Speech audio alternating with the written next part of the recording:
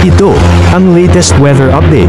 Alamin ang pinakasariwang ulat panahon ngayon dito sa Information TV Educational Channel. Kaninang 3:20 AM ay tuluyan na pong naglandfall itong si Mirasol dito sa May Kasiguran, Aurora.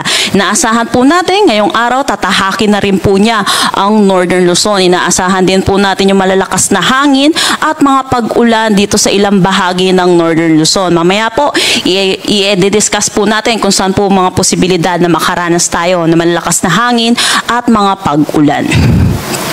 So, update po muna tayo using yung satellite image po natin. So, ito pong si Mirasol, nananatili po siya sa Tropical Depression category. At ito po ay nandito na rin po sa kalupaan ng Kasiguran, Aurora.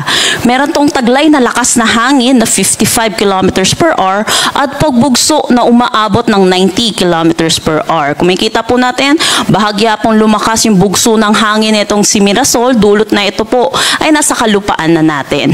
Samantala, ito'y kumikilos northwestward sa bilis na 10 kilometers per hour. So northwestward po, kung makikita natin, ito po ay tatahakin po niya yung Northern Luzon. Mamaya po i-update po natin yung track po natin Samantala, meron din tayong binabantayang low pressure area dito sa labas ng ating Philippine Area of Responsibility.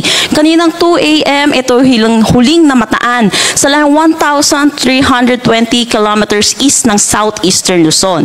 Kung makikita po natin, orange yung bilog neto, meaning medium chance na maging isang ganap na bagyo. Mababa po yung chance po niya na maging isang ganap na bagyo within the next 24 hours, pero sa mga susunod na araw, tumataas po yung posibilidad na maging bagyo po ito. Kaya mataas po ang tsansa na may bagyo po ulit tayo next week.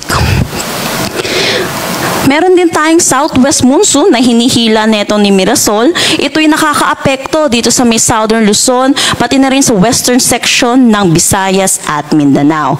Dulot neto, mataas ang tsansa ng mga pag-ulan, dulot ng habagat dito sa may Mimaropa, Bicol region, pati na rin dito sa may western Visayas, Central Visayas, Negros Island region, at Zamboanga Peninsula. Samantala, dito naman po sa eastern section ng Visayas po natin at yung nalalabing bahagi po ng Mindanao, yung mga hindi ko po nabanggit, naasahan naman po natin magiging maaliwalas po ang kanilang panahon, pero asahan din natin yung init at alinsangan lalo na sa tanghali hanggang hapon na may mataas na tsansa ng mga localized thunderstorm lalo na sa hapon at sa gabi.